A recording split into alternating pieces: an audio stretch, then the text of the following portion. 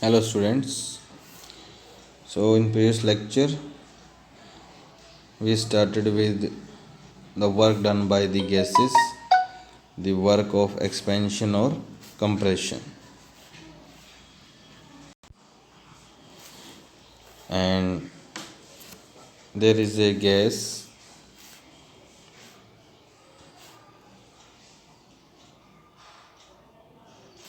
and the gas expands through a small length dl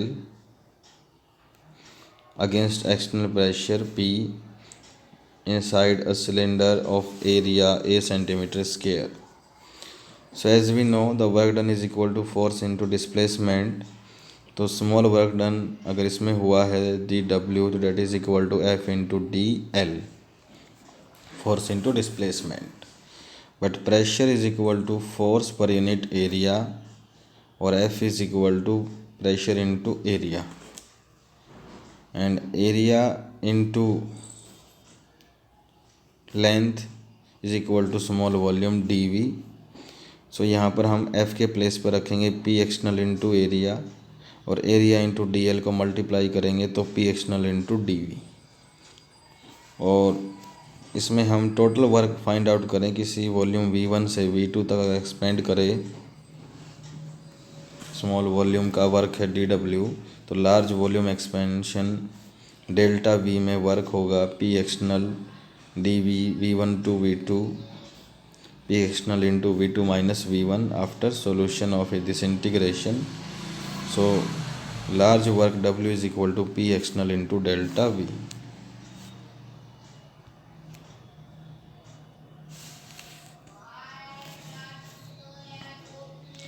And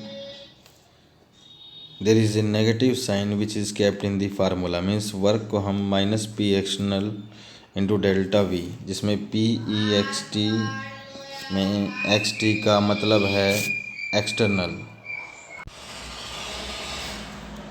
तो E X T सिर्फ external pressure के लिए है वरना ये प्रेशर है.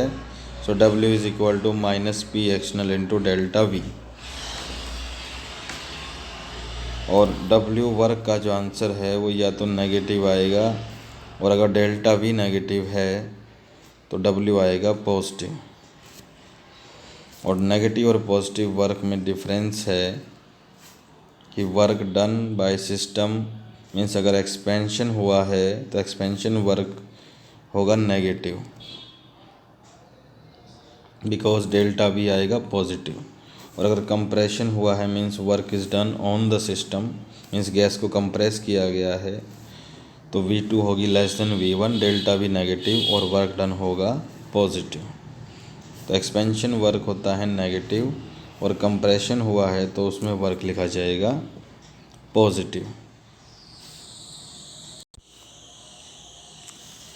That is, if work is done on the system that is compression तो W आएगा positive and if work is done by the system expansion तो वर्क आएगा नेगेटिव. यूनिट जो है एनर्जी की यूनिट ही यूज़ होगी वर्क में जूल्स और अर्ग्स. 1 जूल 10⁻⁷ अर्ग्स के इक्वल होता है. और अगर एक्सटर्नल प्रेशर की वैल्यू 0 है तो according to formula W is equal to P into delta V. तो P एक्सटर्नल की वैल्यू 0 है तो वर्क होगा 0, no work will be done. For example space में अगर गैस एक्सपेंड होता है या कंप्रेस तो work done is 0. So now we will start with the first law of thermodynamics using all these definitions and it will be applied to chemistry or chemical reactions. According to first law, energy can neither be created and nor be destroyed. Means energy को ना तो create किया जा सकता है और ना ही destroy. It can be converted only from one form to another form. Energy को सिर्फ एक से दूसरी फॉर्म में चेंज कर सकते हैं. Means energy of the universe जो है वो कंजर्व्ड है. Law of conservation of energy भी हम इसको बोल सकते हैं. First law of thermodynamics. For example अगर एक इलेक्ट्रिक फ़ैन में एनर्जी की बात करें तो वो है इलेक्ट्रिकल एनर्जी और जब फ़ैन में मोशन होता है, इलेक्ट्रिसिटी कंज्यूम हो रही है, तो उसमें मैकेनिकल वर्क होता है और उस वर्क से मॉलिक्यूल्स ऑफ एयर जो हैं वो मोशन में आ जाते हैं, तो वो एनर्जी उन मॉलिक्यूल्स में चली जाती है। Mechanical energy of generator converted into electrical energy. Electrical generator में मैकेनिकल वर्क होता है, मोशन का वर्क, और उससे इलेक्ट्रिकल एनर्जी जनरेट होती है। इट मीन्स जब भी कहीं किसी एनर्जी का कंजम्पशन होता है तो दूसरी एनर्जी में वो चेंज हो जाती है, वो कंज्यूम होके डिस्ट्रॉय नहीं होती। एनर्जी जो है इलेक्ट्रिक बल्ब में है, तो वो इलेक्ट्रिसिटी की वजह से उसमें एनर्जी है और वो लाइट एनर्जी में कन्वर्ट हो जाती है और फिर लाइट से वो हीट और अदर फॉर्म्स में चेंज हो जाती है। So next is now mathematically, means अगर इस लॉ को हम गैस पे अप्लाई करें, सबसे पहले सपोज एक सिस्टम है जिसकी इनिशियल एनर्जी है E1 गैस की एनर्जी, और उसकी एनर्जी को हम इंक्रीज़ कर सकते हैं हीट करके। मीन्स अगर एक सिलेंडर और उसके अंदर गैस, और गैस को हमने हीट किया, तो उसकी इनिशियल एनर्जी जो E1 थी उसमें Q एनर्जी और जुड़ जाएगी। और अगर सिस्टम के ऊपर वर्क किया जाए, यानी कि गैस को कंप्रेस करें, तो वो वर्क भी एनर्जी में कन्वर्ट होगा और वो प्लस में W करके उसकी एनर्जी को और इंक्रीज़ कर देगा। तो फाइनल एनर्जी जो है वो होगी E2, और वो होगी equal to energy given in the form of Q work done on system, और प्लस उसमें जो एनर्जी ऑलरेडी थी उसका सम, वो होगा equal to E2।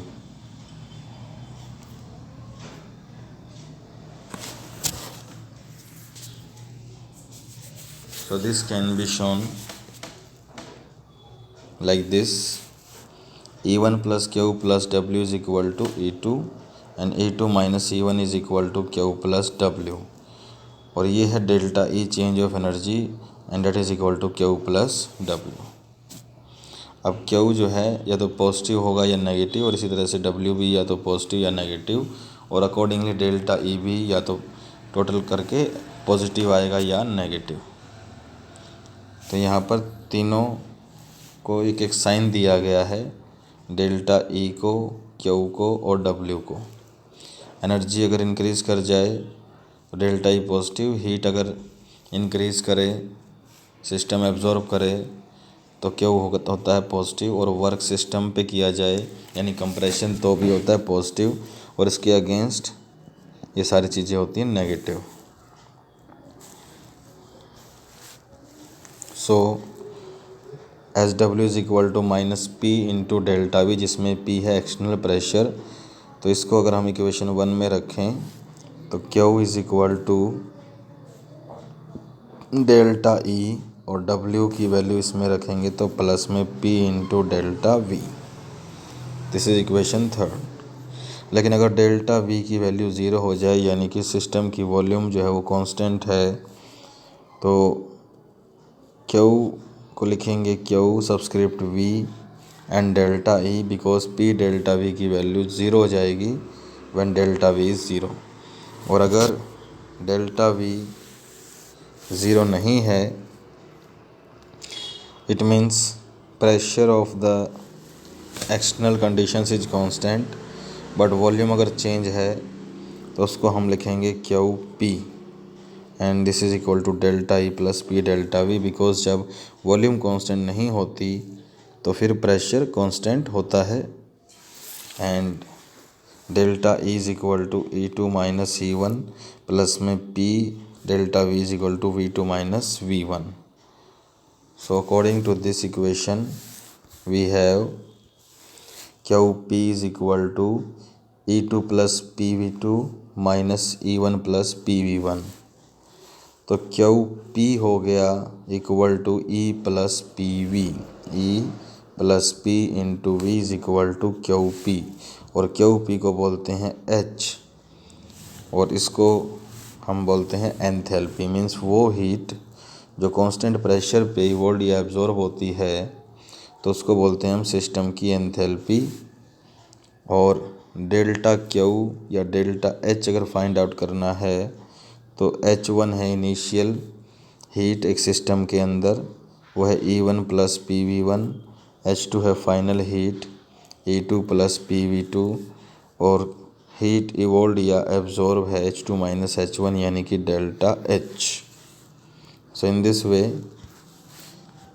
Q V is equal to delta E and Q P is equal to delta H। तो heat जो है क्यू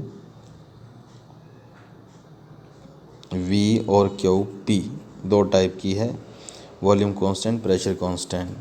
तो क्यू V डेल्टा E के इक्वल है और क्यू P डेल्टा H के इक्वल है for a gaseous system.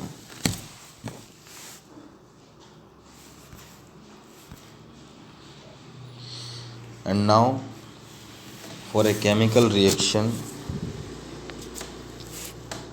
if we have to find the relation of QP and QV, then we have delta H is equal to delta E plus P delta V। तो delta V को हम लिख सकते हैं V2 minus V1, या delta H is equal to delta E plus PV2 minus PV1। As we know PV is equal to nRT, so PV2 N2RT, PV1 is equal to N1RT, जिसमें 1 और 2 indicate करते हैं initial और final conditions. तो अगर हम इस value को पुट करें इक्वेशन 2 और 3 में, तो ये हो जाती है N2RT माइनस N1RT, जिसमें N2 माइनस N1 है डेल्टा N और R और T है कॉमन। तो delta H is equal to delta E plus delta N of gas RT, या फिर डेल्टा H की जगह पर हम लिख सकते हैं QP और डेल्टा E की जगह पर QV। तो QP is equal to QV plus delta nRT, और N के नीचे हमने डेल्टा N के नीचे G लिखा है because this is difference of gas. Because liquid और सॉलिड्स में नंबर ऑफ मोल्स में जो चेंज आता है तो उससे वॉल्यूम पे इफ़ेक्ट नहीं पड़ता है। ये इक्वेशन सिर्फ गैस के लिए P is equal to nRT। तो ये नंबर ऑफ मोल्स भी सिर्फ गैस के हैं, नॉट ऑफ सॉलिड और liquid. So G is for gas. So till now we have learn that कि W होता है माइनस P डेल्टा V, जिसमें है P external. And next formula हमारा जो था फर्स्ट लॉ ऑफ थर्मोडायनेमिक्स से था, जिसमें है delta E is equal to Q plus में W, और W की वैल्यू इसमें जब पुट करी हमने यहाँ से, तो तीसरा फार्मूला हमारे पास आया Q is equal to delta E plus P delta V, और ये जो है QP है। अगर QV हो जाता है तो ये सिर्फ डेल्टा E के इक्वल आ जाता है, और QP को हमने माना डेल्टा H। तो delta H is equal to delta E plus P delta V। तो डेल्टा H यानी कि QP is equal to delta E यानी कि QV, और P डेल्टा V की वैल्यू रखी तो एक और फार्मूला आ गया हमारे पास, QP is equal to QV plus delta NGRT। तो हमें ये फार्मूले अच्छे से लर्न करने हैं यहाँ तक, और फिर हम नेक्स्ट टॉपिक हमारा इसमें जो करेंगे वो है heat capacity. Because heat capacity से हम फिर रिएक्शंस में उनका डेल्टा E और डेल्टा H जो है वो फाइंड आउट कर सकते हैं एक्सपेरिमेंटली, कि किसी रिएक्शन में कितनी हीट रिलीज़ हुई है ये फाइंड आउट करना है। तो उसके लिए हमें हीट कैपेसिटी को फाइंड आउट करना है, हीट कैपेसिटी क्या है। So in next topic we will study about heat capacity. Thank you.